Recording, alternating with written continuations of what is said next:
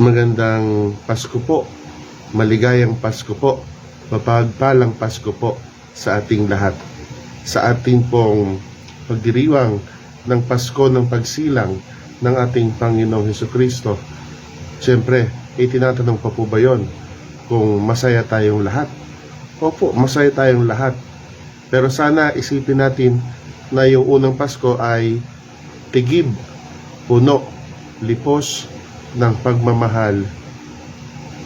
Bakit ko po sinabi ito? Sapagkat hindi man sila komportable ng 100% doon sa kanilang tinitigilan na isang hapunan o tigilan ng mga hayop, sabsaban, no? Dahil sila ay nagmamahal sa kalooban ng Diyos na kahit siguro hindi nila talos kung bakit doon talaga ipinanganak ang banal na sanggol, ay si San Jose po at si Santa Maria ay nandun kasama ang sanggol, kasama ang mga hayop na sa init ng kanilang pagmamahalan ay makikita natin ang hiwaga ng pag-ibig ng Diyos. Bakit ba tayo masaya? Bakit ba tayo maligaya ngayong Pasko? Ito po ba dahil sa may bagong damit?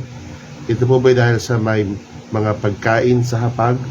Ito po ba dahil may hinahangad tayong tanggaping mga pamasko mula sa mga ninong at ninang, sa mga exchange gifts, sa mga reunions, no? Sana isipin natin na ang Pasko ay hindi lamang yung pagtanggap, kundi ito ay isang panahon ng pagbibigay. Ito ay pagbibigay ng Diyos ng kanyang sarili sa atin. Ito ay kanyang pagbibigay ng kanyang pagmamahal sa atin. Ito din ay pagbibigay ng halimbawa ng isang turo. At ang unang turo ng banal na sanggol ay kanyang ibinigay. Ang unang klase para sa ating mga tao ay ibinigay ng banal na sanggol mula sa kanyang professorial chair, sabi nga, na isang sabsaban. At ano po yung master class ng ating Panginoon Jesucristo? Kababaang loob. Kababaang loob, no? Na sana sa ating pagninilay, wag lamang yung alwan ng Pasko ang ating pagnilayan, kundi pati yung kondisyon ng unang Pasko. Ano kaya noon? Ano kaya mga naranasan ni na San Jose, Santa Maria ng sanggol? Mainit kaya noon? Malamig? Makati ang dayami? Maingay kaya mga hayop? Nandun ba yung mga lamok halimbawa? Sana wala naman, no? Umuulan ba noon? Tahimik bang kapaligiran? At syempre nandun pa din sa kanilang alingaw-ngaw yung paghindi ng mga tao, dahil walang pitak doon sa pinananahanan ng mga tao.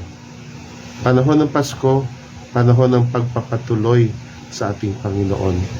Pagpapatuloy sa ating kapwa-tao, lalo tigit sa mga mahihirap, sa mga nasa tabi lang, mga nasa kalye, mga hindi maintindihan ng sarili, na ayaw unawain ng ibang tao. Napakarami ng mga nasa kapaligiran natin, ang mga naghihintay na ating makupkop, yung mga taong may pinagdaraanan sa mental illness or mental health at iba pang mga bagay-bagay.